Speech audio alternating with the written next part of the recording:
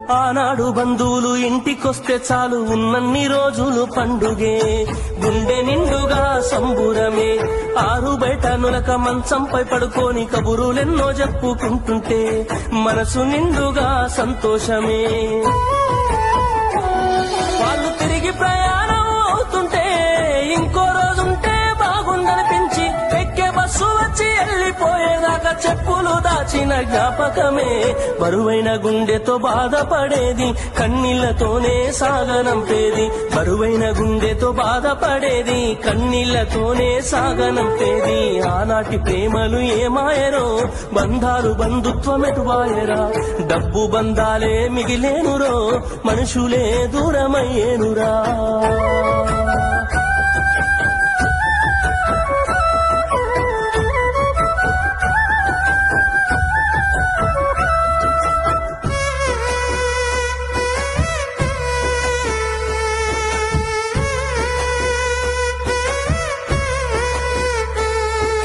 రాను రాను మనిషి కొత్తదనము కోరి స్వార్థముతోనే బతుకుతుండే, విలువలన్నీ నేడు మరిచిపోయే. అయిన వాళ్లతో అనుబంధమంటే మొక్కుబడులుగా మారిపోయే, రక్త సంబంధాల ఉనికి మంట గలిసే. ఒకటే ఊరిలో ఉంటున్నా ఏడాదికోసారి కలుసుడాయే, ధనవంతులుగా కొంత మారిపోతే నిరుపేద బంధువుల మరిసిపోయే.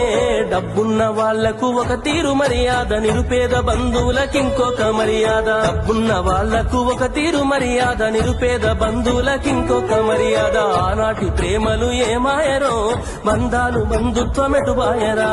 ఆనాటి ప్రేమలు ఏమాయరో, బంధాలు బంధుత్వమెటువాయరా.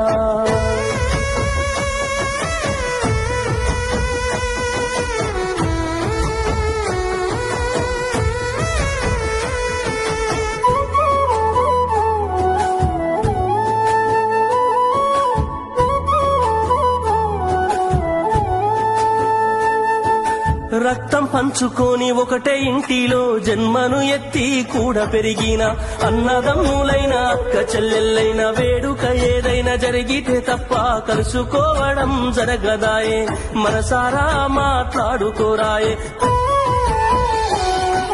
భోజనాలకు గంట ముందు వచ్చి పని ఏదో ఉందన్న సాకుతోటి మొక్కువడిగా భోజనం అయిన వెంటనే ఉంటామంటూ వెళ్లిపోవుడాయే.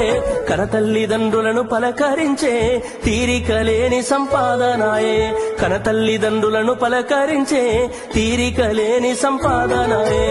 ఆనాటి ప్రేమలు ఏమాయరో, బంధాలు బంధుత్వమెటువాయరా. డబ్బు బంధాలే మిగిలేనురో, మనుషులే దూరమయ్యేనురా.